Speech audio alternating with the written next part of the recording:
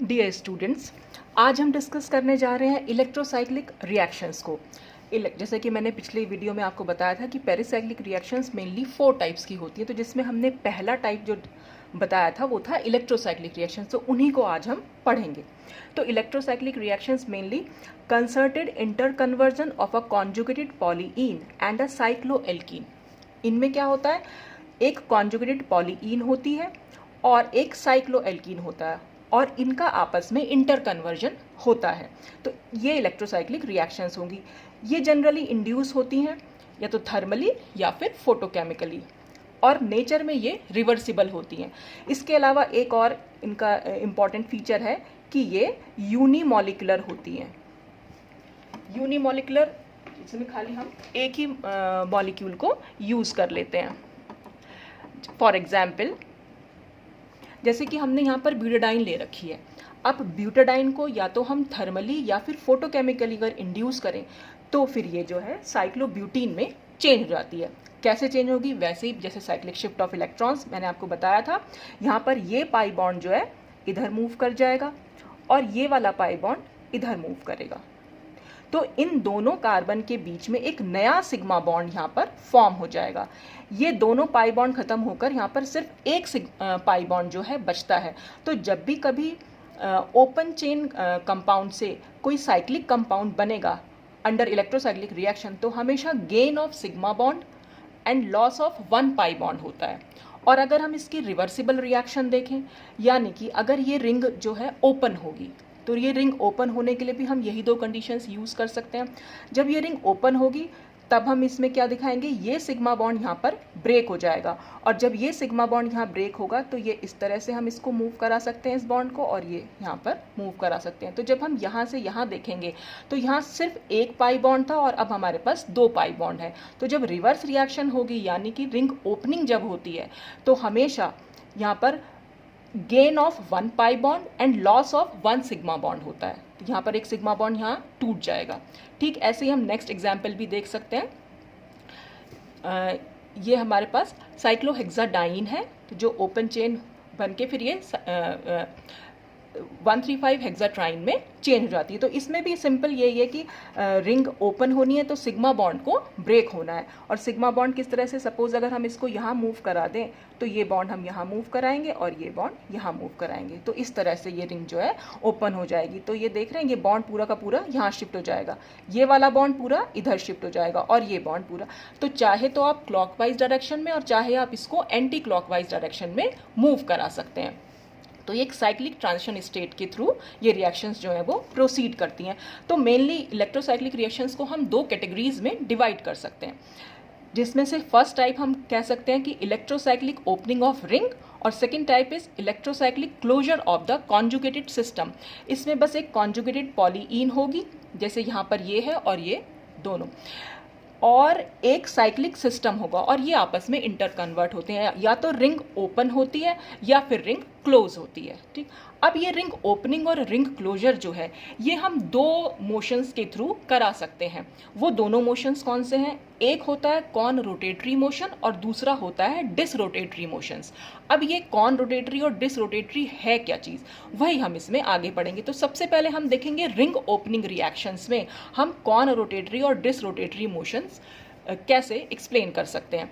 तो इसमें जो हमने ये एग्जाम्पल लिया है, क्योंकि रिंग ओपनिंग रिएक्शन है तो हमने एक क्लोज रिंग सिस्टम ले लिया, यानी यहाँ पर हमने ये साइक्लोब्यूटीन ले ली है। साइक्लोब्यूटीन की अगर हम रिंग ओपन फिर वैसे ही जैसे पहले बताया था मैंने, ये सिग्मा बॉन्ड जो है यहाँ ब्रेक होगा। तो मेन जो चीज़ है इसमें हमें ध्यान रखने वाली, इस सिग्मा बॉन्ड की ब्रेकिंग है। ये सिग्मा बॉन्ड जो ब्रेक हो सकता है ये 2 टाइप से ब्रेक हो सकता है। तो सबसे पहले तो हम ये देखेंगे ये सिग्मा बॉन्ड आखिर बना कैसे होगा। देखिए, सिग्मा बॉन्ड जब भी बनता है तो हमेशा ये हमारे पास यहाँ पर 4 कार्बन है, एक कार्बन यहाँ है, दूसरा यहाँ, तीसरा यहाँ, चौथा यहाँ। तो हमें ये 2 कार्बन के बीच में सिग्मा बॉन्ड बना है, इसका मतलब दोनों कार्बन के जो p ऑर्बिटल्स हैं, दोनों के दोनों p ऑर्बिटल्स जो है वो हेड ऑन फैशन में एक दूसरे से कंबाइन किए होंगे। ओवरलैपिंग दोनों के बीच में हुई होगी, वो एंड टू एंड ओवरलैपिंग या हेड ऑन ओवरलैपिंग हुई होगी। तो इसमें क्या होता है कि दोनों के जो सेम लोब्स हैं वो एक दूसरे के आमने सामने आए होंगे। तो इस तरह से ये इस सिग्मा बॉन्ड को अगर हम ऑर्बिटल फॉर्म में दिखाना चाहें तो हम इस तरह से इसको दिखा सकते हैं। तो यहाँ पर हमने सिर्फ एक कार्बन स्केलेटन लिया है, यहाँ पे पाई बॉन्ड को हमने नहीं शो किया है, ठीक। तो अगर हम यहाँ पर दिखाएं तो ये 2 ऑर्बिटल्स से मिलकर बना है एक सिग्मा बॉन्ड। अब अगर ये सिग्मा बॉन्ड ब्रेक होना है, क्योंकि सिग्मा बॉन्ड को यहाँ ब्रेक होना है, रिंग को ओपन होना है, सिग्मा बॉन्ड यहाँ पर 2 तरीके से जो है ब्रेक हो सकता है। अब फर्स्ट वे क्या है उसका, या तो हम इन दोनों ऑर्बिटल को सेम डायरेक्शन में मूव करा दें। सेम डायरेक्शन से मूव कराने का मतलब होता है या तो हम दोनों ऑर्बिटल को क्लॉकवाइज डायरेक्शन में मूव कराएं या दोनों ही ऑर्बिटल को एंटी क्लॉकवाइज डायरेक्शन में मूव कराएं। तो एक तरीका तो हो गया ये, या फिर दूसरा तरीका ये हुआ कि एक ऑर्बिटल को हम क्लॉकवाइज कराएं और दूसरे को एंटी क्लॉकवाइज कराएं, या फिर एक को एंटी क्लॉकवाइज कराया तो दूसरे को क्लॉकवाइज कराया, ठीक। तो यानी हम ये कह सकते हैं वो 2 तरीके ये होते हैं कि पहले तरीके में हम क्या करते हैं कि दोनों ऑर्बिटल को सेम डायरेक्शन में मूव कराना है, और दूसरे तरीके में दोनों ऑर्बिटल्स को डिफरेंट डायरेक्शन में हमें रोटेट कराना होता है। अब देखते हैं इसमें क्या होगा। देखिए, अगर ये जो हमारा पूरा सिग्मा ऑर्बिटल्स हमने यहाँ पर दिखा रखे हैं, अगर हम इसको दोनों ही ऑर्बिटल्स को अगर हम क्लॉकवाइज डायरेक्शन में घुमाएं, तो सबसे पहले अगर आप खाली ये पी ऑर्बिटल पर ध्यान दें, तो अगर हम इसको क्लॉकवाइज डायरेक्शन में मूव कराएंगे तो ये इस तरह से मूव होगा। इस तरह से मूव होने का मतलब जो ये इसका नेगेटिव वाला लोब है वो ऊपर आ जाएगा और पॉजिटिव वाला लोब नीचे चला जाएगा, जैसे कि आप यहाँ पर देख भी सकते हैं। ये नेगेटिव लोब ऊपर चला गया और ये पॉजिटिव लोब जो है वो यहाँ पर नीचे आ गया। तो ये ऑर्बिटल यहाँ पर इस तरह से ऊपर हो गया। अब ऐसे ही इस ऑर्बिटल को भी हमें क्लॉकवाइज घुमाना है, तो जब हम इसको क्लॉकवाइज घुमाएंगे तो पॉजिटिव लोब ऊपर चला जाएगा और नेगेटिव लोब नीचे आ जाएगा, जैसा कि हम इसमें दिखा पा रहे हैं कि ये पॉजिटिव लोब ऊपर हो गया और नेगेटिव। तो इस तरह से ये जो सिग्मा बॉन्ड है ब्रेक हो गया। तो हमने दोनों ही ऑर्बिटल्स को एक ही डायरेक्शन में, दैट इज क्लॉकवाइज डायरेक्शन में दोनों को हमने घुमा दिया। तो जब हम दोनों ऑर्बिटल को सेम डायरेक्शन में मूव कराते हैं तो उस मोशन को हम बोल देते हैं कॉन रोटेटरी मोशन। ये चीज आपको ध्यान रखनी है। जब दोनों ऑर्बिटल सेम डायरेक्शन में मूव करेंगे, चाहे तो दोनों के दोनों क्लॉकवाइज और चाहे दोनों के दोनों एंटी क्लॉकवाइज। अब आप एंटी क्लॉकवाइज भी देख लीजिए, ये हमारे पास नेक्स्ट ऑर्बिटल आया, यही वाला हमने एग्जाम्पल लिया हुआ है। तो ये ऑर्बिटल है। अब की बार बस हम इनका मूवमेंट जो है वो चेंज करेंगे। मूवमेंट चेंज करने से मतलब ये हुआ कि अब की बार दोनों को ही हम एंटी क्लॉकवाइज घुमाएंगे। अब सपोज ये हमारे पास एक पी ऑर्बिटल है, जब हम इसको एंटी क्लॉकवाइज घुमाएंगे, इस तरह से घूमेगा ये, तो पॉजिटिव लोब ऊपर चला जाएगा और नेगेटिव लोब नीचे आ जाएगा। तो देख रहे हैं आप, पॉजिटिव लोब ऊपर है और नेगेटिव लोब नीचे है। ऐसे ही इस ऑर्बिटल को भी एंटी क्लॉकवाइज घुमाना है, तो हमने इसमें घुमाया तो नेगेटिव लोब ऊपर चला जाएगा और पॉजिटिव लोब नीचे आ जाएगा। तो नेगेटिव ऊपर गया और पॉजिटिव नीचे। तो क्योंकि दोनों ही सेम डायरेक्शन में घूमे हैं, इसलिए ये भी एक कॉन रोटेटरी मोशन हो गया। हमें ये दोनों ही तरीके करके देखने पड़ते हैं, क्योंकि अभी आगे जाके जब हम स्टीरियोकेमिस्ट्री इसकी डिस्कस करेंगे इलेक्ट्रोसाइक्लिक रिएक्शंस की, तो आप देखेंगे तो कई बार तो हमें ये दोनों तरीकों से हमें डिफरेंट प्रोडक्ट मिलते हैं और कई बार हमें सेम ही प्रोडक्ट मिलता है।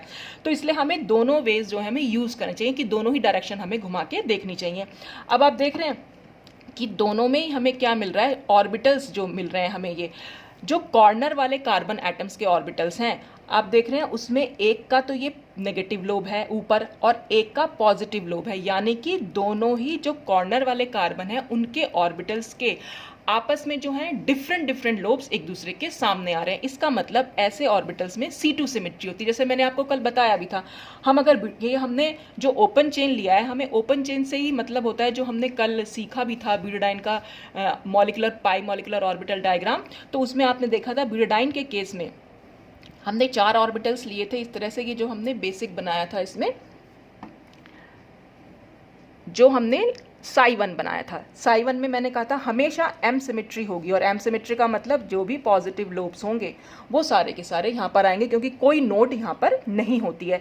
फिर psi2 में मैंने आपको बताया था कि C2 सिमेट्री होती है और वहाँ पर हमेशा एक नोड आएगी और एक नोड वो सिमेट्रिकल आनी चाहिए। तो जब हमारे पास ये 4 लोब्स यहाँ बना लेंगे तो सिमेट्रिकल नोड कैसे दिखा सकते हैं हम, यहाँ पर वो नोड होगी, और जहाँ पर भी नोड होती है मैंने आपसे कहा था कि नोड के दोनों साइड हमेशा ऑपोजिट साइन वाले ऑर्बिटल्स प्रेजेंट होते हैं। तो अगर हम एक को पॉजिटिव बना रहे हैं तो दूसरे को हमें नेगेटिव बनाना पड़ेगा। तो यहाँ पर ये नेगेटिव लोब, ये भी पॉजिटिव हो जाएगा और ये नेगेटिव, क्योंकि इन दोनों के बीच में कोई नोड नहीं है। जब बीच में कोई नोड नहीं है तो दोनों के सेम साइन यहाँ पर मिलते हैं, और ऐसे ही इन दोनों के बीच में भी कोई नोड नहीं है तो यहाँ पर भी सेम साइन वाले ऑर्बिटल मिले। तो ये जो चार यहाँ पर आप देख रहे हैं, ये 4 कार्बन एटम्स हैं हमारे पास। 4 कार्बन एटम्स हमने यहाँ पर भी वो ऑर्बिटल्स हमने यहाँ शो कर रखे हैं, फर्स्ट, सेकंड, थर्ड, फोर्थ। तो अगर हम यहाँ पर first, second, third, fourth count कर दें तो ये फर्स्ट वाला ऑर्बिटल है और ये फोर्थ वाला। हमें सिर्फ इन दोनों ऑर्बिटल से मतलब है, यानी हमें सिर्फ कॉर्नर वाले ऑर्बिटल से जो है वो मतलब होता है। तो कॉर्नर वाले ऑर्बिटल में आप देख रहे हैं ये पॉजिटिव साइन ऊपर है और इस फोर्थ वाले में जो है यानी इसमें नेगेटिव साइन ऊपर है। तो C2 सिमेट्री जब भी कभी होती है हमेशा कॉर्नर वाले ऑर्बिटल्स जो है वो ऑपोजिट लोब्स जो है वो एक दूसरे के ठीक सामने होते हैं, तो एक का पॉजिटिव और दूसरे का नेगेटिव। तो ये चीज आप ध्यान रखिएगा, जब भी कभी M सिमेट्री होगी तो कॉर्नर वाले लोब्स सेम लोब्स होंगे हमेशा ऊपर, ये भी पॉजिटिव ये भी पॉजिटिव, या ये फिर नेगेटिव और ये भी नेगेटिव। तो इस तरह से इसमें M या C2 सिमेट्री हम देख सकते हैं। तो यहाँ पर ये C2 सिमेट्री हुई, तो कौन रोटेटरी से हमें मिल गई C2 सिमेट्री।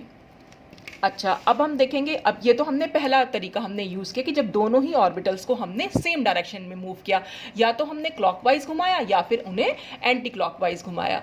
अब हम देखेंगे कि जब हम दोनों ऑर्बिटल्स को ऑपोजिट डायरेक्शन में मूव कराते हैं, अब ऑपोजिट डायरेक्शन का क्या मतलब हुआ कि अगर हम एक को क्लॉकवाइज घुमा रहे हैं तो दूसरे को एंटी क्लॉकवाइज घुमाएं। अब देखिए, अगर हमें इस पहले वाले ऑर्बिटल को क्लॉकवाइज घुमाऊं तो हमने इसको ऐसे रोटेट किया तो नेगेटिव वाला लोब ऊपर जाएगा और पॉजिटिव लोब जो है नीचे आएगा, जैसे मैंने यहाँ पर शो किया हुआ है, ये नेगेटिव लोब ऊपर और पॉजिटिव लोब नीचे। क्योंकि हमने इसे क्लॉकवाइज घुमाया है तो जाहिर सी बात है दूसरे को हमें एंटी क्लॉकवाइज घुमाना है, तो हमने इसको एंटी क्लॉकवाइज घुमा दिया। एंटी क्लॉकवाइज घुमाने से क्या होगा कि ये नेगेटिव लोब ऊपर चला जाएगा और पॉजिटिव लोब नीचे आ जाएगा, तो नेगेटिव लोब ऊपर गया और पॉजिटिव लोब नीचे आ गया। अब क्योंकि दोनों ही सेम टाइप के यानी कि सेम जो साइन के लोब्स हैं वो एक दूसरे के ठीक सामने हैं, इसलिए यहाँ पर M सिमेट्री हो गई। तो जो कॉर्नर वाले ऑर्बिटल्स हैं उनके क्योंकि सेम साइन सामने होते हैं तो हमेशा M सिमेट्री होती है, जैसा मैंने यहाँ पर भी शो किया था। अब दूसरी तरीका हम क्या करेंगे, जब हमने इसको पहली बार में क्लॉकवाइज घुमाया तो अब की बार अब हम इसे एंटी क्लॉकवाइज घुमा के देखेंगे, और इसको क्योंकि एंटी क्लॉकवाइज घुमाया तो अब हम इसे क्लॉकवाइज घुमा के देखेंगे। तो जब हम इसे एंटी क्लॉकवाइज घुमाएंगे तो इसका नेगेटिव पोर्शन नीचे चला जाएगा और पॉजिटिव लोब जो है ऊपर आ जाएगा, तो ये नेगेटिव लोब नीचे है और पॉजिटिव लोब ऊपर। ऐसे ही अब हम इसको क्लॉकवाइज घुमाएंगे तो पॉजिटिव लोब ऊपर चला जाएगा और नेगेटिव लोब नीचे आ जाएगा। तो अब की बार भी हमारे पास सेम साइन जो है यानी पॉजिटिव लोब्स जो है वो ऊपर की साइड दिखाई देंगे, इसलिए इसमें मिल जाएगी हमें M सिमेट्री। तो डिसरोटेटरी मोशन जब भी कभी होता है तो उसमें M सिमेट्री हमें देखने को मिलती है। ठीक है, अब हम इसमें क्या कर सकते हैं, ये तो सिर्फ ऑर्बिटल्स को हमने घुमाना देखा। अगर इन ऑर्बिटल से कोई सब्स्टिट्यूएंट्स अटैच्ड होंगे तो वो सब्स्टिट्यूएंट्स भी साइड बाय साइड मूव करते हैं। वो हम कैसे देख सकते हैं, देखिए यहाँ पर, अब यहाँ पर इन ऑर्बिटल्स के साथ हमने सब्स्टिट्यूएंट्स को भी अटैच कर दिया है। जब हमने सब्स्टिट्यूएंट्स को अटैच किया तो अब ये ऑर्बिटल्स जब मूव करेंगे तो साइड बाय साइड ये सब्स्टिट्यूएंट्स भी इनके साथ मूव करेंगे। अब मूव करने का कैसे तरीका है, तो सबसे पहले आप देखिए, अगर हम कौन प्रोसेस इस्तेमाल कर रहे हैं, कौन प्रोसेस को यूज़ करके हम सबसे पहले ऑर्बिटल को देखते हैं। ये ऑर्बिटल इस वाले पे ऑर्बिटल पे जब ये घूमेगा तो नेगेटिव पोर्शन इसका ऊपर जाएगा और पॉजिटिव नीचे, तो नेगेटिव ऊपर गया और पॉजिटिव नीचे चला गया। अब जो इसके साथ ये CH3 ऊपर की साइड घूम है और इसमें H नीचे की साइड है, तो जब हम इसको घुमाएंगे तो ये CH3 राइट हैंड साइड पर आ जाएगा और H जो है वो लेफ्ट हैंड साइड पर चला जाएगा। अगर आप इस ऑर्बिटल को मूव कर रहे हैं तो CH3 यहाँ राइट हैंड साइड पर आया और H जो है लेफ्ट हैंड साइड पर आया। ठीक ऐसे ही इसका H जो है यहाँ राइट हैंड साइड पर आ जाएगा और CH3 जो है वो लेफ्ट हैंड साइड पर आएगा, क्योंकि ऑर्बिटल जब मूव करेंगे तो साइड बाय साइड उनके सब्स्टिट्यूएंट्स भी मूव करते हैं। तो सब्स्टिट्यूएंट्स जब मूव करेंगे तो हमने इसको इस तरह से दिखा सकते हैं। तो आप देख रहे हैं यहाँ पर जो लोब्स आए हैं वो नेगेटिव और यहाँ पर पॉजिटिव। तो जब नेगेटिव और पॉजिटिव सामने सामने है तो C2 सिमेट्री, और कौन से हमेशा C2 सिमेट्री मिलती है, ये हम पहले भी डिस्कस कर चुके हैं। तो यहाँ हमने दोनों को ही क्लॉकवाइज डायरेक्शन में घुमाया था। अब अगर हम दोनों को एंटी क्लॉकवाइज डायरेक्शन में घुमाएं तो दोनों को जब हम एंटी क्लॉकवाइज में घुमाएंगे तो अब देखिए CH3 इधर चला जाएगा, यानी कि ये लेफ्ट हैंड साइड पर आएगा और H जो है वो राइट हैंड साइड पर आएगा इस लोब के। तो ये CH3 यहाँ चला गया और H यहाँ। जब हम इसको भी ऐसे ही घुमाएंगे तो H इधर की साइड आ जाएगा और CH3 जो है वो राइट हैंड साइड पर मूव कर जाएगा। तो यहाँ पर भी ये पॉजिटिव और ये नेगेटिव, तो हमें यहाँ पर फिर से C2 सिमेट्री मिल जाएगी। अब हम इसी में डिस प्रोसेस अप्लाई करके देखते हैं। तो डिस प्रोसेस जब हम अप्लाई करेंगे तो डिस प्रोसेस में क्या करते हैं, दोनों ऑर्बिटल्स को हमें डिफरेंट डायरेक्शन में मूव कराना होता है। तो एक को हम क्लॉकवाइज कराएंगे और दूसरे को एंटी क्लॉकवाइज। तो जब हम इसको क्लॉकवाइज कराएंगे तो क्लॉकवाइज कराने पर ये CH3 जो है राइट हैंड साइड पर जाएगा और H जो है वो लेफ्ट हैंड साइड पर, जैसा हमने यहाँ पर शो भी किया है, CH3 राइट हैंड साइड पर और H जो है लेफ्ट हैंड साइड पर है। फिर इसको हम एंटी क्लॉकवाइज घुमा रहे हैं। जब एंटी क्लॉकवाइज घुमा रहे हैं तो इस तरह से घुमा रहे हैं, तो H जो है लेफ्ट हैंड साइड पर होगा और CH3 जो है वो राइट हैंड साइड पर। तो इस तरह से ही हमें ये कंपाउंड देखने को मिलेगा और दोनों के ही नेगेटिव लोब्स, यानी कि दोनों के सेम साइन वाले लोब एक दूसरे के सामने है, तो यहाँ पर हमें M सिमेट्री देखने को मिल रही है। ऐसे ही अब क्योंकि हमने इसको क्लॉकवाइज घुमाया था, तो अब की बार हम इसको एंटी क्लॉकवाइज घुमाएंगे और इस वाले को क्योंकि पहले एंटी क्लॉकवाइज घुमाया था तो अब की बार हम इसे क्लॉकवाइज घुमाएंगे। तो उसे घुमाने पर क्या होगा, जब इसको एंटी क्लॉकवाइज घुमाएंगे तो CH3 इधर की साइड मूव करेगा और H जो है इधर की साइड मूव कर जाएगा। तो ये मैंने यहाँ पर प्रोडक्ट जो है इस तरह से शो कर रखा है। तो बस आपको मूवमेंट पता होना चाहिए, क्लॉकवाइज और एंटी क्लॉकवाइज तो आप करा ही लेंगे, बस आपको सिर्फ इतना ध्यान रखना है कि कौन रोटेटरी मोशन जब भी होगा तो दोनों ही ऑर्बिटल्स को हम सेम डायरेक्शन में मूव कराते हैं। चाहे तो आप दोनों को क्लॉकवाइज में कराइए, चाहे दोनों को एंटी क्लॉकवाइज में कराइए। और डिसरोटेटरी मोशन में दोनों को ऑपोजिट डायरेक्शन में मूव कराते हैं, एक ऑर्बिटल को क्लॉकवाइज और दूसरे ऑर्बिटल को एंटी क्लॉकवाइज डायरेक्शन में हम मूव करा सकते हैं। अब ये तो हमने देखी थी रिंग ओपनिंग रिएक्शन में कॉन और डिस प्रोसेस। अब हम इसमें देखेंगे कि कॉन रोटेटरी और डिस रोटेटरी मोशन को हम रिंग क्लोजिंग रिएक्शन में कैसे यूज कर सकते हैं। तो रिंग क्लोजिंग के लिए हमें क्या, रिंग क्लोजिंग के लिए हमने एक ओपन चेन कंपाउंड यहाँ पर दिखा रखा है। ओपन चेन कंपाउंड में ये ऑर्बिटल्स शो कर रखे हैं। ऑर्बिटल्स में ये पॉजिटिव लोब ऊपर है, यहाँ पर ये नेगेटिव लोब ऊपर है। ये CH3 यहाँ अटैच्ड है और यहाँ पर H अटैच्ड है, ऐसे ये CH3 यहाँ अटैच्ड है और ये H अटैच्ड है। तो क्योंकि हम कॉन प्रोसेस यहाँ यूज़ कर रहे हैं, तो कॉन प्रोसेस में अब कॉन प्रोसेस भी हम यहाँ क्यों यूज़ कर रहे हैं, देखिए उसका भी क्या रीज़न है। अब यहाँ पर क्या है, ये ओपन चेन कंपाउंड है। ओपन चेन कंपाउंड हमेशा रिंग क्लोजिंग में चेंज हो जाता है, यानी कि रिंग को हमें बंद करना है। रिंग क्लोज होने का मतलब ये होता है ये दोनों p ऑर्बिटल्स आपस में इस तरह से कंबाइन करें ताकि दोनों के सेम लोब्स जो है वो सामने सामने आए, क्योंकि बॉन्डिंग इंटरेक्शन से ही बॉन्ड फॉर्म होगा। तो जब दोनों के सेम लोब्स सामने आएंगे तभी सिग्मा बॉन्ड का फॉर्मेशन होगा। तो अब हम इसको किस तरह से रोटेट कराएं कि दोनों के सेम लोब्स जो है वो सामने आए। तो अगर हमें पॉजिटिव लोब्स को सामने लाना है तब हमें क्या करना पड़ेगा, क्योंकि इसका पॉजिटिव लोब ऊपर की साइड है तो जाहिर सी बात है इसे हमें क्लॉकवाइज घुमाना पड़ेगा। जब हम इसको क्लॉकवाइज घुमाएंगे तो पॉजिटिव पोर्शन यहाँ चला जाएगा और नेगेटिव यहाँ आ जाएगा, जैसे मैंने यहाँ पर शो कर रखा है। तो जब हम इसको ऐसे घुमाएंगे तो जो CH3 यहाँ राइट हैंड साइड पर है वो घूमता हुआ फिर वो ऊपर पहुँच जाएगा, तो वो CH3 यहाँ ऊपर आ गया और H जो है नीचे चला गया। ऐसे ही अगर हमें इसका भी पॉजिटिव लोब इसके सामने लाना है तो पॉजिटिव लोब को हमें इसके सामने लाने के लिए इसको भी ऑर्बिटल को क्लॉकवाइज डायरेक्शन में ही मूव करना पड़ेगा, क्योंकि क्लॉकवाइज में घुमाने पर ही पॉजिटिव लोब सामने आ पाएगा। तो जब हमने इसको ऐसे घुमाया वही पॉजिटिव लोब सामने आया, नेगेटिव नीचे इस साइड में चला गया, तो ये CH3 जो है ऊपर चला जाएगा और ये H जो है नीचे चला जाएगा। तो क्योंकि हमने दोनों को सेम डायरेक्शन में घुमाया इसलिए ये एक कॉन प्रोसेस हुआ। तो जहाँ पर भी हमें C2 सिमेट्री देखने को मिलती है हमेशा वहाँ पर कॉन प्रोसेस हमें यूज़ करना ही करना पड़ेगा, क्योंकि हमें सेम लोब्स को सामने लाना होता है। अच्छा, अब अगर हम देखें यहाँ तो हमने पॉजिटिव लोब्स एक दूसरे के सामने लाए, अब अगर हम दोनों के नेगेटिव लोब सामने लाना चाहें तो तभी भी बॉन्डिंग इंटरेक्शन हो सकता है। तो अब क्या करना पड़ेगा, अगर हमें नेगेटिव लोब इसका सामने लाना है तो जाहिर सी बात है इसे हमें एंटी क्लॉकवाइज डायरेक्शन में घुमाना पड़ेगा और इस ऑर्बिटल को भी हमें इधर की, यानी ये नेगेटिव इधर की साइड आना चाहिए, तो ये एंटी क्लॉकवाइज डायरेक्शन हो जाएगी।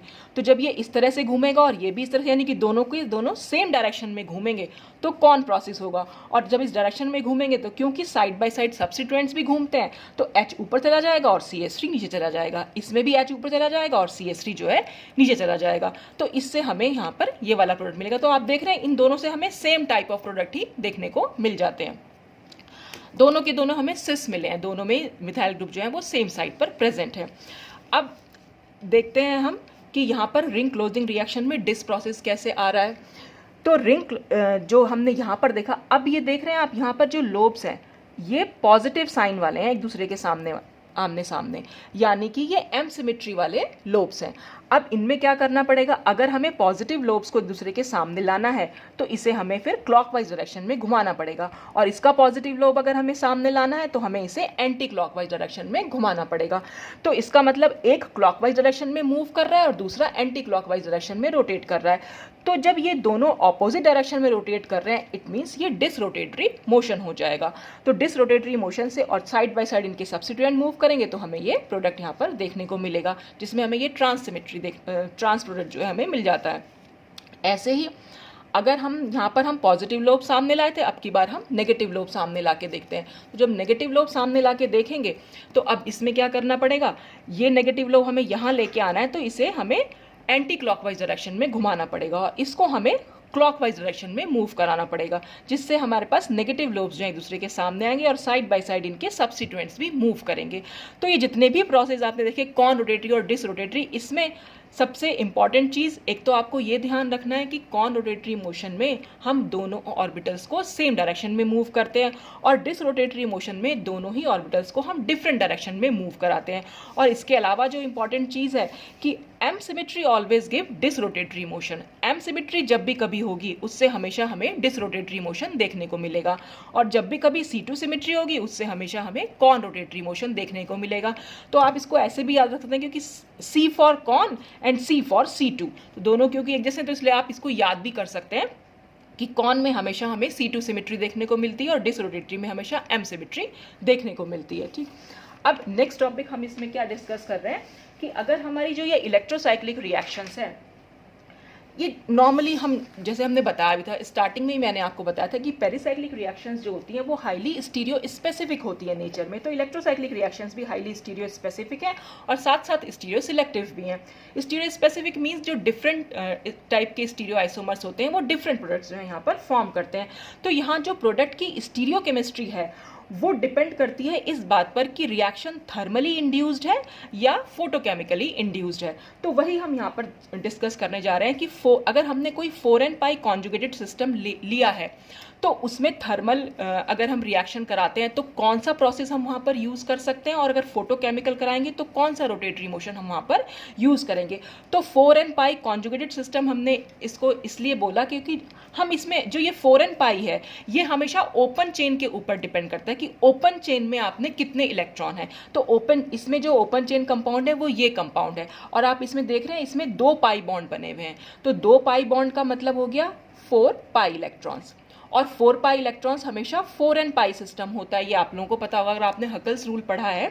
तो 4n पाई सिस्टम हमेशा जो 4 पाई इलेक्ट्रॉन्स वाले होते हैं, जैसे इसको हम कैसे निकाल लेते हैं कि 4n इज इक्वल टू हम नंबर ऑफ पाई इलेक्ट्रॉन्स रखते हैं। तो यहाँ पे नंबर ऑफ पाई इलेक्ट्रॉन्स 4 हैं, तो n का नंबर जो है वो एक होल नंबर आ रहा है। तो n का नंबर कभी भी फ्रैक्शनल नहीं आना चाहिए। जैसे कि अगर कोई कहे कि भाई ये तो 4n प्लस 2 पाई इलेक्ट्रॉन्स भी क्यों नहीं है, तो 4n प्लस 2 ये इसलिए नहीं है कि अगर हम 4n plus 2 is equal to number of pi electrons रखें, यानी कि 4 पाई इलेक्ट्रॉन्स रखें, तो 4n इज इक्वल टू यहाँ पर क्या हो जाएगा 4 माइनस 2 इज इक्वल टू 2 और n इज इक्वल टू 2/4 या 1/2।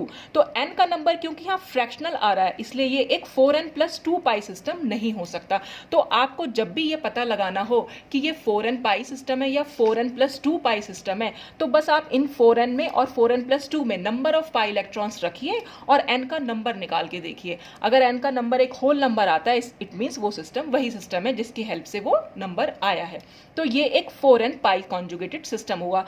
तो हम हमेशा यहाँ पर आप ये भी बोल सकते हैं कि यहाँ पर तो 2 पाई इलेक्ट्रॉन्स है, तो हमें इससे कोई मतलब नहीं होता। क्लोज सिस्टम का हम नहीं देखते हैं, हम हमेशा ओपन चेन में पाई इलेक्ट्रॉन्स काउंट करते हैं और उसी के अकॉर्डिंग वो 4n पाई या 4n प्लस 2 पाई सिस्टम निकाल के लाते हैं।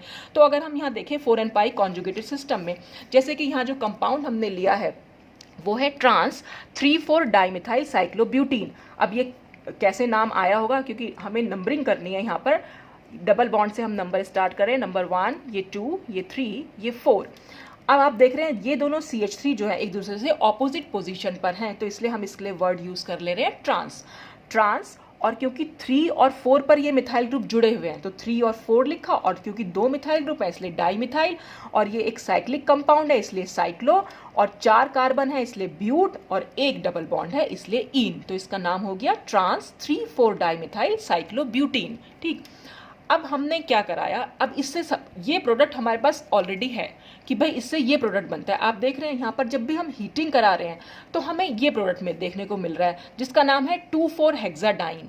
अगर आप सिर्फ नाम पे ध्यान दें, अभी हम स्टीरियोकेमिस्ट्री की बात नहीं कर रहे हैं, अभी हम देख रहे हैं कि 2,4-हेक्साडाइन जो है हमें यहाँ पर मिल रहा है। और अगर हम इन्हें इसे फोटोकेमिकली इंड्यूस कराया तब भी आप देख रहे हैं 2,4-हेक्साडाइन ही मिल रहा है। तो जब दोनों, क्या ये दोनों सेम कंपाउंड हैं? तो अभी नाम से तो हमें ऐसा लग रहा है कि 2,4-हेक्साडाइन है तो सेम ही कंपाउंड होंगे, लेकिन अगर हम इनकी स्टीरियोकेमिस्ट्री में जाएं तब हमें मालूम पड़ेगा कि ये डिफरेंट कंपाउंड्स हैं। अब वो स्टीरियोकेमिस्ट्री हम कैसे एक्सप्लेन कर सकते हैं, देखिए। अब हमने क्या करा, इससे सपोज ये कंपाउंड बना, तो ये कंपाउंड इससे कैसे बना होगा? जब ये सिग्मा बॉन्ड यहाँ पर टूटा होगा, और आप देख रहे हैं इसमें CH3 लेफ्ट हैंड साइड पर है, तो CH3 लेफ्ट हैंड साइड पर कैसे आ सकता है? जब हम CH3 को इधर की साइड मूव करा दें। और यहाँ पर देख रहे हैं आप CH3 जो है वो राइट हैंड साइड पर है, और CH3 राइट हैंड साइड पर कैसे जा सकता है? CH3 राइट हैंड साइड पर ऐसे जाएगा जब हम इसको ऐसे मूव करा देंगे, और ये H ऐसे मूव हो जाएगा और ये इस तरह से। तो आपने देखा दोनों एरो हमारे सेम डायरेक्शन में जा रहे हैं। तो जब दोनों एरो सेम डायरेक्शन में, या हम यूं कह सकते हैं, हमने इस जो यहाँ पर ऑर्बिटल, हम यहाँ पे ऑर्बिटल इमेजिन करके देख सकते हैं, क्योंकि हर बार तो हम ऑर्बिटल बना के नहीं देखेंगे, तो हम इमेजिन कर सकते हैं कि यहाँ पर वो ऑर्बिटल है और ऑर्बिटल जो है वो इस डायरेक्शन में यानी एंटी क्लॉकवाइज डायरेक्शन में घूमा है, और ये वाला ऑर्बिटल भी एंटी क्लॉकवाइज डायरेक्शन में घूमा है। तो एंड दोनों ही सेम डायरेक्शन में घूमे हैं, इसलिए यहाँ पर ये कॉन प्रोसेस हुआ है। तो जब भी हमने हीटिंग कराई तो हीटिंग में यहाँ पर हमें कॉन प्रोसेस देखने को मिला, जिसकी वजह से हमें ये प्रोडक्ट यहाँ पर मिलता है। ठीक, तो अगर हमने यहाँ पर फोटोकेमिकली इंड्यूस कराया जब इस रिएक्टेंट को, तो फोटोकेमिकली इंड्यूस कराने पर देखिए ये तो हमारा सेम आ रहा है, जैसा हमारे यहाँ पर भी CH3 और H था, ये भी CH3H है, यानी कि ये डायरेक्शन तो बिल्कुल यही रही जो हमने यहाँ पर शो कर रखी है। लेकिन ये वाला CH3 अब की बार जो है लेफ्ट हैंड साइड पर है, तो अगर ये CH3 लेफ्ट हैंड साइड पर है तो इसका मतलब जो ये H और CH3 हैं, जो मैं यहाँ पर दिखा देती हूँ, ये H और CH3, तो ये ऐसे मूव किया होगा और ये ऐसे मूव किया होगा। तो आप देख रहे हैं इन दोनों एरोज में ये एरो तो इधर की साइड जा रहा है और ये एरो इधर जा रहा है, यानी ये क्लॉकवाइज जा रहा है और ये एंटी क्लॉकवाइज जा रहा है, यानी कि ये बॉन्ड जब टूटा होगा तो ये दोनों ऑर्बिटल ऑपोजिट डायरेक्शन में मूव किए होंगे, और अगर ये दोनों ऑपोजिट डायरेक्शन में मूव किए हैं तो इसका मतलब यहाँ पर ये डिसरोटेटरी मोशन से ये रिएक्शन हुई है। अब इन दोनों रिएक्शन से हमें प्रोडक्ट भी डिफरेंट मिल रहे हैं। वो डिफरेंट कैसे मिल रहे हैं? अगर हम स्टीरियोकेमिस्ट्री अगर इसकी देखें तो स्टीरियोकेमिस्ट्री में हम इसके लिए लिख रहे हैं 2E4E। अब इसका क्या मतलब होता है 2E4E का? देखिए 2E4E और Z नॉमेनक्लेचर अगर आप लोगों ने पढ़ा हो, थोड़ा सा मैं बता देती हूँ यहाँ पर। ये एक डबल बॉन्ड है, डबल बॉन्ड से हम देख रहे हैं एक H इधर की साइड है, और यहाँ पर हमने जो H को शो नहीं कर रखा है वो अगर मैं H ऐसे शो कर दूं तो आप देख रहे हैं डबल बॉन्ड से एक H इधर की साइड है और एक H, यानी दोनों के दोनों ऑपोजिट डायरेक्शन में है। तो हम ये भी कह सकते हैं कि ये ट्रांस है अपने आप में। ठीक है, तो ये जो आपस में ट्रांस होते हैं इसके लिए हम वर्ड यूज करते हैं E, यानी इसका जो नॉमेनक्लेचर हम देते हैं E से। जब जो हमारा सेम सब्स्टिट्यूएंट्स होते हैं जब वो ऑपोजिट साइड पर प्रेजेंट हो तो उसके लिए ई हमारा नॉमेनक्लेचर यहाँ पर निकल के आता है। और कई बार अगर हमारे पास सेम यहाँ पर तो क्योंकि दोनों ही हाइड्रोजन है सेम है, अगर सेम नहीं भी हो तो हम नंबरिंग कर सकते हैं इसकी। जैसे इस डबल बॉन्ड से दोनों साइड, एक साइड कार्बन है और एक साइड हाइड्रोजन है, तो जो भी हाईएस्ट जिसको हमें प्रायोरिटी देनी है उसको हमने हाईएस्ट एटॉमिक नंबर वाले को हम ज़्यादा प्रायोरिटी देते हैं, तो हमने इसको नंबर 1 प्रायोरिटी दी और इसको नंबर 2। ऐसे इस डबल बॉन्ड से इधर की साइड देखें तो ये फिर कार्बन अटैच है तो इसको हम नंबर 1 देंगे और ये नंबर 2 देंगे। तो आप देख रहे हैं डबल बॉन्ड से 2 और 2 ये दोनों एक दूसरे से ऑपोजिट साइड पर जा रहे हैं। तो जो भी सेम प्रायोरिटी वाले ग्रुप हैं अगर वो डबल बॉन्ड से ऑपोजिट डायरेक्शन में हैं तो हम हमेशा उसके लिए ई नॉमेनक्लेचर उसको दे देते हैं। तो ये हो गया 2E। ऐसे ही अगर हम यहाँ पर देखें, भाई ये डबल बॉन्ड है और एक H जो यहाँ पर शो नहीं कर रखा है वो हम अपने आप से शो कर देते हैं, तो ये डबल बॉन्ड से दोनों साइड जो है वो H जा रहा है, यानी वही ट्रांस ज्योमेट्री बन के आ रही है, तो इसलिए इसकी भी स्टीरियो के लिए हम 4En 4 क्यों लिख रहे हैं। अब नंबरिंग अगर हम करना चाहें तो ये नंबरिंग हम करेंगे ओपन चेन के लिए। यहाँ से काउंटिंग अगर हम शुरू करें, नंबर 1 कार्बन, ये नंबर 2 कार्बन, ये 3 कार्बन, ये 4 कार्बन, ये 5 कार्बन और ये 6 कार्बन। तो आप देख रहे हैं नंबर 2 पे डबल बॉन्ड आया, नंबर 4 पे डबल बॉन्ड आया, इसलिए ये 2 4 हो गया। क्या? क्योंकि total number of carbon atom 6 है इसलिए हेक्स वर्ड यूज हुआ, क्योंकि 2 डबल बॉन्ड है इसलिए डाइईन यूज हुआ। तो 2,4 हेक्साडाइन न लिख के अगर हमें कोई स्टीरियोकेमिस्ट्री पूछेगा तो हम इसको 2E और 4E लिखेंगे। तो आपने समझा E। अब E और Z में एक बार फिर से क्लियर कर देती हूँ क्या होते हैं। अगर डबल बॉन्ड से आप देख रहे हैं ये और ये, यहाँ पर भी आपका सेम सब्स्टिट्यूएंट है और यहाँ पर भी सेम सब्स्टिट्यूएंट है, या फिर यहाँ पर जिसकी प्रायोरिटी अगर सपोज 1 है और यहाँ वाले की भी प्रायोरिटी 1 है, यानी कि सेम प्रायोरिटी वाले ग्रुप अगर ऑपोजिट साइड पर हो तो उसके लिए हम E लिखते हैं, ठीक है। और अगर सेम प्रायोरिटी वाले ग्रुप सेम साइड पर हों, यानी यहाँ पर भी नंबर 1 है और यहाँ पर भी नंबर 1 है, तो हम उसके लिए Z लिखते हैं। ये चीज़ आप ध्यान रखिएगा। अगर याद ना रहे तो याद करने जैसे मैं इसको हमेशा कैसे याद रखती हूँ, क्योंकि यहाँ पर एक तरीके से देख रहे हैं आप Z बन के आ रहा है, तो जो बन के आता है हम वो नहीं लिखते, उसका ऑपोजिट लिखते हैं। तो हम ये Z बन के आ रहा है इसलिए हमने इसको E लिख दिया। और यहाँ पर अगर आप देख रहे हैं ये एक E की तरह हम समझ सकते हैं, यहाँ पर बस बीच का मिडिल लाइन नहीं है तो हम इसको E समझ सकते हैं। तो ये क्योंकि E टाइप से बन के आ रहा है इसलिए हम इसको Z लिखेंगे। तो जो भी बन के आता है हमेशा उसका ऑपोजिट लिखते हैं। जैसे कि ट्रांस में भी हम देखें, अगर हम इसको ट्रांस समझें, सपोज ये ट्रांस है, ट्रांस में दोनों ऑपोजिट हैं, जबकि ई में हमने तीनों के तीनों जो ये जो डंडे कह सकते हैं आप इसको, जो लाइंस हैं ये हमने सेम साइड पर बनाई हैं, और यहाँ पर दोनों लाइन सेम साइड पर हैं तो हमने यहाँ ऑपोजिट बना दिए। तो आपको जैसे भी ठीक लगे आप उसको याद कर सकते हैं। बस इतना ध्यान रखिएगा कि सेम प्रायोरिटी वाले ग्रुप अगर ऑपोजिट साइड पर होते हैं तो उसके लिए हम ई यूज़ करते हैं, और अगर सेम प्रायोरिटी वाले ग्रुप सेम साइड पर होते हैं डबल बॉन्ड की तो उसके लिए हम Z यूज़ करते हैं। जैसे कि अब अगर हम इस एग्जाम्पल में देखें, जब हमने इसको फोटोकेमिकली इंड्यूस कराया, फोटोकेमिकली इंड्यूस कराने पर क्या हुआ कि ये 2E और 4Z, अब 2E 4Z कैसे बना, ये H देख रहे हैं आप, यहाँ पर ये Z बन के आ रहा है, तो Z बन के आ रहा है इसलिए ये 2E है। या हम ये भी कह सकते हैं कि सेम वाले ग्रुप्स जो हैं वो डबल बॉन्ड के ऑपोजिट साइड पर हैं इसलिए ये E है। अब यहाँ पर एक H हम दिखा दें तो ये डबल बॉन्ड से ये H भी इधर ही है और ये H भी, यानी कि दोनों H सेम साइड पर हैं। जब सेम प्रायोरिटी के ग्रुप सेम साइड पर होते हैं तो उसके लिए Z होती है। तो ये 2E 4Z और ये 2E 4E दोनों ही डिफरेंट कंपाउंड्स जो हैं यहाँ पर निकल के आए हैं हमारे सामने। तो 4n पाई सिस्टम में जब भी कभी थर्मली इंड्यूस्ड रिएक्शन होंगी तो वो हमेशा कौन प्रोसेस के थ्रू होती हैं, और जब भी कभी फोटोकेमिकल रिएक्शंस होंगी वो हमेशा डिस प्रोसेस के थ्रू होती हैं। अब अगर हम देखें 4n+2 पाई सिस्टम में, अब 4n+2 पाई सिस्टम में क्या होगा, 4n+2 पाई सिस्टम में हमने यहाँ पर जो एग्जाम्पल लिया है वो ये 135 साइक्लोहेक्साट्राइन का है, और यहाँ पर जो बन के आई है वो साइक्लोहेक्साडाइन बन के आई है। तो साइक्लोहेक्साडाइन से हमने यहाँ पर ये 135 साइक्लोहेक्साट्राइन बनाई है। 4n+2 सिस्टम हम कैसे कह रहे हैं, वही हमें सिर्फ ओपन चेन के इलेक्ट्रॉन्स को काउंट करना है। 4n+2 इजिकल टू वो नंबर ऑफ पाई इलेक्ट्रॉन्स लिख देना है। अब नंबर ऑफ पाई इलेक्ट्रॉन्स क्या हो जाएंगे, यहाँ पर 6 इलेक्ट्रॉन्स हैं तो 4n इजिकल टू 4 हो जाएगा और n इजिकल टू 1 आएगा, तो एक होल नंबर निकल के आया, इसलिए ये 4n+2 पाई सिस्टम है। अब अगर हम यहाँ पर इसमें देखें, ये कंपाउंड यहाँ पर दे रखा है, इसका नाम है ट्रांस 5,6 डाइमिथाइल 1,3 साइक्लोहेक्साडाइन। तो वो नाम भी हम कैसे दे सकते हैं, ये 1, ये 2, 3, 4, 5, 6, तो 5 और 6 कार्बन पर क्योंकि मिथाइल ग्रुप जुड़े हुए हैं और 2 मिथाइल है इसलिए डाइमिथाइल, और ट्रांस पोजीशन पर है इसलिए ट्रांस, तो ट्रांस 5, 6 और 1 पोजीशन पर एक डबल बॉन्ड है और 3 पोजीशन पर एक डबल बॉन्ड है, साइक्लो रिंग हो गई, 6 कार्बन हो गए और 2 डबल बॉन्ड हुए, तो ट्रांस 5,6 डाइमिथाइल 1,3 साइक्लोहेक्साडाइन। तो जब हमने कभी इसके लिए थर्मली इंड्यूस कराया इसको तो हमें प्रोडक्ट मिला ये।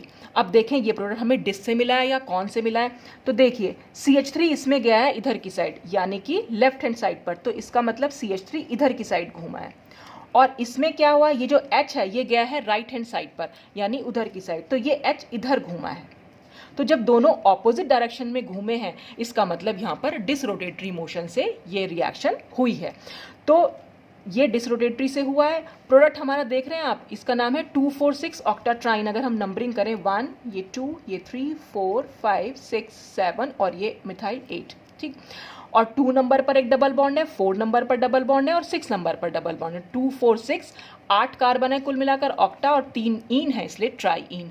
और फिर स्टीरियोकेमिस्ट्री इनके डिफरेंट होगी। अगर हम इनको फोटोकेमिकली इंड्यूस करा रहे हैं तब भी 2,4,6 ऑक्टेट्राइन बन रही है, लेकिन क्योंकि स्टीरियोकेमिस्ट्री डिफरेंट है इसलिए दोनों डिफरेंट प्रोडक्ट हमें देखने को मिलते हैं। अब देखते हैं कि फोटोकेमिकली इंड्यूस कराएं तो हम कौन से प्रोसेस से करा सकते हैं। अब आप इसमें देखिए CH3 तो हमारा इधर ही की साइड जा रहा है, यानी कि ये तो एंटी क्लॉकवाइज ही घूम रहा है, लेकिन इसमें ये वाला CH3 जो है वो राइट हैंड साइड पर है। और ये CH3 राइट हैंड साइड पर कब आ सकता है?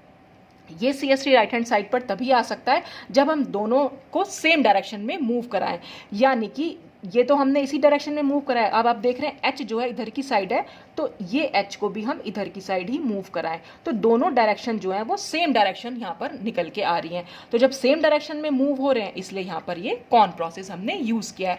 और 2E 4Z 6Z आप फिर से निकाल सकते हैं। E हम इसको क्यों बोल रहे हैं? 2 पे अगर हम देखें 2 वाले डबल बॉन्ड को, फिर ये एक H है, ये डबल बॉन्ड H इधर की साइड है और एक, यानी कि ये फिर से Z बन के आ रहा है। तो जो Z बन के आता है वो नहीं लिखते हैं, हम दूसरा लिखते हैं 2E है। और यहाँ पर आप देख रहे हैं ये 4 पर ये भी एक H है और ये भी एक H है, तो दोनों ही H क्योंकि सेम साइड पर हैं और जब भी वो सिमिलर साइड पर होंगे हमेशा उसके लिए स्टीरियोकेमिस्ट्री हम Z लिखेंगे। तो यहाँ पर हमने इसको Z लिखा और ऐसे ही एक H यहाँ निकल के आ रहा है तो ये भी Z हो जाएगा, 6Z हम इसको लिख सकते हैं। और अगर हम इसकी बात करें इस एग्जाम्पल की, इस एग्जाम्पल में अगर हम यहाँ देखें H, तो ये H इधर की साइड है एक और एक इधर की साइड है, तो ये Z बन के आया, इसका मतलब ये 2E ऑपोजिट साइड पर सेम ग्रुप्स हैं।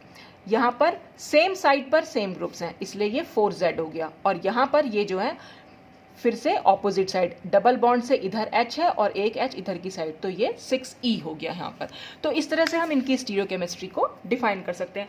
अब ये तो यहाँ पर आप देख रहे हैं 4n+2 सिस्टम में जब भी थर्मली इंड्यूस्ड रिएक्शंस होंगी वो हमेशा डिसरोटेटरी मोशन के थ्रू होंगी, और जब भी कभी फोटोकेमिकली इंड्यूस कराएंगे रिएक्शंस को तो वो हमेशा कॉन प्रोसेस के थ्रू होंगी। तो ये जो स्टीरियोकेमिस्ट्री है इलेक्ट्रोसाइक्लिक रिएक्शंस की, इनको हम समराइज कर सकते हैं इसके ऐसे एक टेबल बनाकर, जिसमें कि हमने ये नंबर ऑफ पाई इलेक्ट्रॉन्स लिख दिए हैं, मोड ऑफ एक्टिवेशन और मोशन। तो 4n क्या होगा, जब भी कभी थर्मल रिएक्शंस होंगी हमेशा कॉन प्रोसेस के थ्रू होंगी। जैसे मैंने आपको भी दिखाया भी था, ये हमारा रिएक्शन थी 4n पाई सिस्टम के लिए, कौन से हमारा थर्मल था और फोटोकेमिकल जो थी डिस थी। और जो ये 4n+2 पाई सिस्टम में यहाँ पर जब हमने इसको हीटिंग कराई थी तो डिस था, यानी कि जो 4n पाई सिस्टम में था ठीक उसका उल्टा हुआ था यहाँ पर। तो वही हमने इसको समराइज कर दिया कि थर्मल रिएक्शंस जब होंगी कॉन प्रोसेस के थ्रू, फोटोकेमिकल 4n सिस्टम में डिस प्रोसेस के थ्रू, और 4n+2 पाई सिस्टम में थर्मल रिएक्शंस होंगी डिस के थ्रू और फोटोकेमिकल होंगी कॉन के थ्रू। अब इसी को आपको याद करना पड़ेगा। अब थोड़ा याद करने की छोटी सी मैं ट्रिक बता सकती हूँ, अगर आपको ठीक लगे तो आप याद कीजिएगा। 4NDP, बस आपको सिर्फ इतना याद रखना है 4NDP, बाकी सारा रूल आप खुद से बना सकते हो। अब 4ND फॉर क्या होगा, D फॉर हो गया हमारा डिस प्रोसेस और P फॉर हो गया फोटोकेमिकल। यानी 4n सिस्टम में डिस प्रोसेस जब भी होगा तो हमेशा फोटोकेमिकल रिएक्शंस होंगी। तो अगर डिस प्रोसेस से फोटोकेमिकल रिएक्शंस होंगी तो कौन प्रोसेस से कौन सी होंगी, थर्मल रिएक्शंस होंगी। तो बस आपने ये D की जगह जैसे ही C लिखा, P की जगह अपने आप से T आ जाएगा। कौन प्रोसेस और थर्मल, तो आपको सिर्फ 4NDP याद रखना है, D फॉर डिस और P फॉर फोटो। और ठीक जैसे इसका उल्टा करेंगे तो ये दोनों चीज़ें भी उल्टी हो जाएंगी। अब अगर हमें 4n+2 सिस्टम देखना है, 4n+2 सिस्टम में जो डिस प्रोसेस होगा, क्योंकि यहाँ पर D के साथ P लिखा हुआ है तो जाहिर सी बात है डिस के साथ अगर यहाँ फोटो है तो यहाँ तो डिस के साथ फोटो नहीं होगी, यहाँ डिस के साथ थर्मल रिएक्शन होगी। तो जब डिस के साथ यहाँ थर्मल रिएक्शन होगी तो कौन के साथ, फोटोकेमिकल रिएक्शन होगी। तो इस तरह से आप इसको याद भी कर सकते हैं कि छोटा सा एक तरीका है याद करने का, आपको ठीक लगे, नहीं तो फिर आप इसको पूरी टेबल आपको याद करनी पड़ेगी। तो आज के लिए बस इतना ही कि इलेक्ट्रोसाइक्लिक रिएक्शंस में जो हमने ये जो इसका स्टीरियोकेमिस्ट्री है, इसके जो रूल्स आया निकल के, ये हमारे लिए बहुत इंपॉर्टेंस रखता है आगे के लिए। और ये जो हमारे रिजल्ट्स निकल के आए हैं इन्हीं को हम 4 मेथड्स के थ्रू एक्सप्लेन भी कर सकते हैं। मैंने आपको बताया था कि पेरिसाइक्लिक रिएक्शंस को एक्सप्लेन करने के लिए हम 4 डिफरेंट मेथड्स यूज़ करते हैं। FMO अप्रोच था जिसमें वुडवर्ड हॉफमैन रूल था, हकल मोबियस मेथड था, कोरिलेशन डायग्राम। तो उन्हीं चारों मेथड्स के बेसिस पर हम इन एक्सपेरिमेंटल रिजल्ट्स को एक्सप्लेन भी कर सकते हैं, जिसके बारे में हम नेक्स्ट वीडियो में डिस्कस करेंगे। तो आज के लिए बस इतना ही। Thanks for watching.